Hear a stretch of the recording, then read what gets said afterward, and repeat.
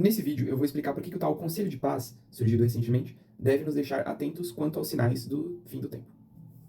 Ou seja, do início da tribulação descrita no livro de Apocalipse e também em Daniel. Bom, esse cara se chama Jared Kushner.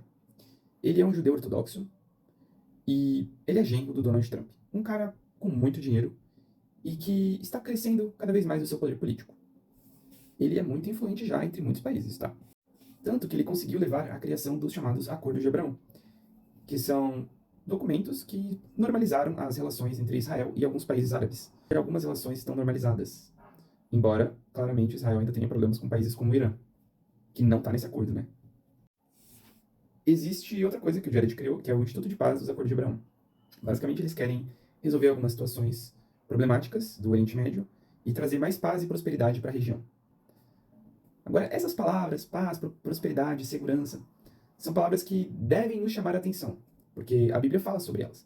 A Bíblia fala que o anticristo vai usar muito essas palavras, assim como o falso profeta.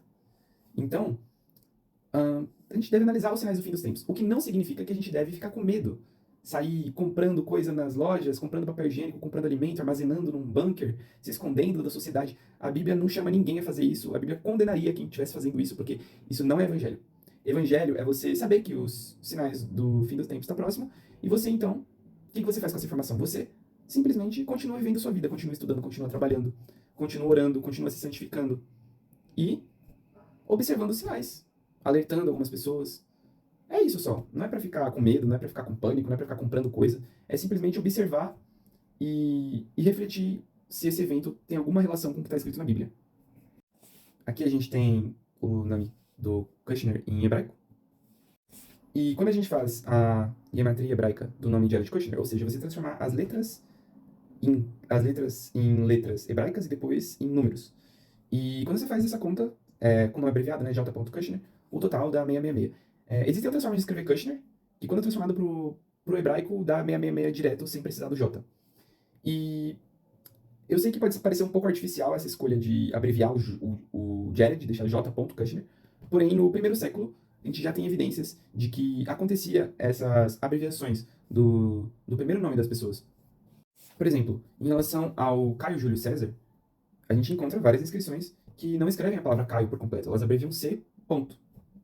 E geralmente esse primeiro nome, que é chamado de praenomen, ele era abreviado nos sarcófagos e em algumas cartas.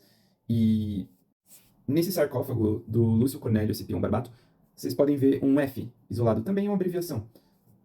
Observem aqui como o nome Lúcius foi abreviado e ficou um L. Eu não tô fazendo L. Eu não faço L, galera. Mas tá aí o L. E a gente sabe também que quando João escreve, ele está se referindo ao Nero César. Era uma forma de criticar o Nero César no livro de Apocalipse, né? E o nome completo do Nero César era Nero Cláudio César Augusto Germânicos.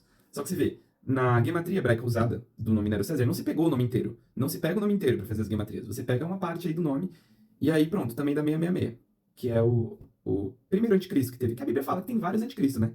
Não é um único, são vários. Porém, existe um último anticristo. Esse último tem a ver com a grande tribulação, tem a ver com a volta de Jesus.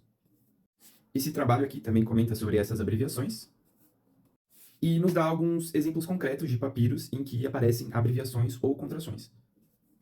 Eu estou te mostrando isso para você ver que no primeiro século já existiam nomes abreviados. Então, quando a gente está pensando no número 666 de Apocalipse, a gente tem que pensar que poderia ser que essa referência é um nome abreviado de alguém.